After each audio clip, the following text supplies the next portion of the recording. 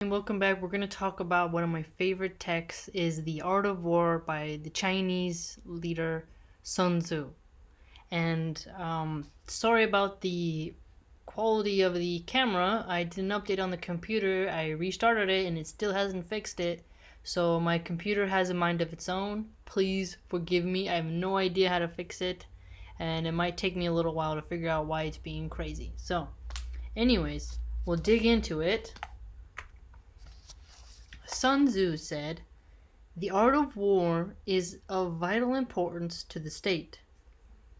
It is a matter of life and death, a road either to safety or to ruin.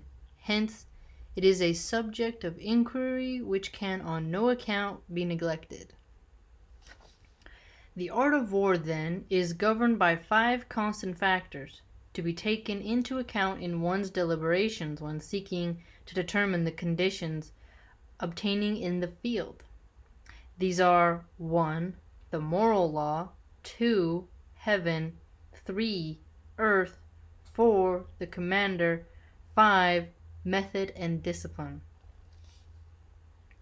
The moral law causes the people to be in complete accord with their ruler, so that they will follow him regardless of their lives, undismayed by any danger. Interesting. So, it doesn't say how that ruler should be. Like what qualifies a good ruler, so we're probably going to see that later. Can't remember which chapter that's in, but I'm pretty sure there's going to be a chapter on the general. Heaven signifies night and day, cold and heat, times and seasons. Earth compromises distances, great and small, danger and security, open ground and narrow passes, the chances of life and death. The commander stands for the virtues of wisdom, sincerity, benevolence, courage, and strictness. That's interesting. Now there is a author's commentate right here on the bottom. The 5 cardinal virtues of the Chinese are 1. Humanity or benevolence, 2. Uprightness of mind, 3. Self-respect, self-control, or proper feeling, 4. Wisdom, 5. Sincerity or good faith, and then it says here wisdom and sincerity or good faith are put before humanity or benevolence, and the 2 military virtues of courage and strictness substituted for uprightness of mind and self-respect, self-control, or proper feeling. Very cool. And then it says, he continues, Sun Tzu, "By method and discipline are to be understood the marshalling of the army in its proper subdivisions, the graduations of rank among the officers, the maintenance of the roads by which supplies may reach the army, and the control of military expenditure." Yeah, that's true. The roads are highly important to a moving army, especially if it's not just foot soldiers, but if you have the wagon train where the supplies are being carried. So definitely the roads have to be maintained if you want to have good infrastructure so that your army can move freely. Remember, this book was written before the airplane was invented. These 5 heads should be familiar to every general. He who knows them will be victorious. He who knows them not will fail. Therefore, in your deliberations when seeking to determine the military conditions, let them be made the basis of comparison in the wise.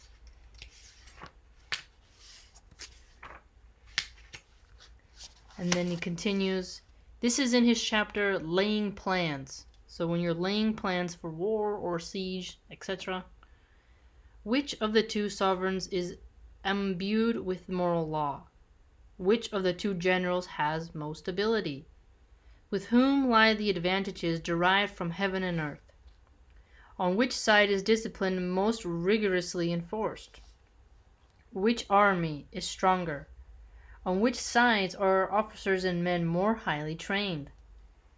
In which army is there greater constancy in both reward and punishment? Ooh, that's true, huh? So if you have an army and you're trying to see which is more constant, what does the army do the most to its soldiers? Reward or punishment, which is love or fear, right? Do your soldiers obey you out of love and reward or fear and punishment? Very cool. All right. So he's asking you to, like, if you're an intelligent general or a leader of a state, empire, whatever, and you have to go to battle, these are things you should consider. By means of these 7 considerations, I can forecast victory or defeat. The general that hearkens to my counsel and acts upon it will conquer. Let such a one be retained in command. The general that hearkens not to my counsel nor acts upon it will suffer defeat. Let such a one be dismissed. While heeding the profit of my counsel, avail yourself also of any helpful circumstances over and beyond the ordinary rules. According as circumstances are favorable, one should modify one's plans. All warfare is based on deception. That's an interesting thing to think about. Deception, maybe as in you're trying to make your army seem stronger than it is or weaker than it actually is, right? Hence, when able to attack, we must seem unable. When using our forces, we must seem inactive. When we are near, we must make the enemy believe we are far away. When we are far away, we must make him believe we are near. Oy, that's crazy. Whoa. So it's like this like the whole mind game of warfare, right? Wow. Hold out baits to entice the enemy. Feign disorder and crush him. Feign disorder. I think that would mean cause disorder amongst his camp and then crush him. Not just of his camp, but maybe of his cavalry as well. Hold out baits to entice the enemy. So, bait doesn't have to mean like literal meat and supplies. It could be just a set trap, like a pre-booby trap that you set. Fascinating. If he is secure at all points, be prepared for him. If he is in superior strength, evade him. So he's like telling us right here, like, you need to secure your area, you need to be well prepared, and if they are stronger, you gotta retreat. Tactical retreat. If your opponent is of choleric temper, seek to irritate him. Pretend to be weak, that he may grow arrogant. Dang! Oh, that's so cool. So he's saying, if choleric as in like somebody who can't control their, anger, they're quick with their emotions and stuff, irritate them, make them come out, right? And then while you're doing that, pretend to be weak and let him become arrogant so that you can crush him. Savage. If he is taking his ease, give him no rest. If his forces are united, separate them. Attack him where he is unprepared. Appear where you are not expected. This is going to sound kind of nerdy, but in Game of Thrones, Robb Stark attacks Tywin Lannister's forces when he doesn't expect it. And then later Jaime Lannister does that to House Tyrell and utterly destroys the house because the soldiers from Highgarden are off with Daenerys Targaryen, and that would be a literal example of this Chinese proverb being true. Indeed, it's a media example, right? It's fantasy example, but at least there's an actual example where you can see this applied. So that's fascinating. It's almost like these directors of these military movies have read actual works of people who wrote about the military stuff. These military devices leading to victory must not be divulged beforehand, obviously. Now the general who wins a battle makes many calculations in his temple ere the battle is fought. The general who loses a battle makes but few calculations beforehand. Thus do many calculations lead to victory and few calculations to defeat.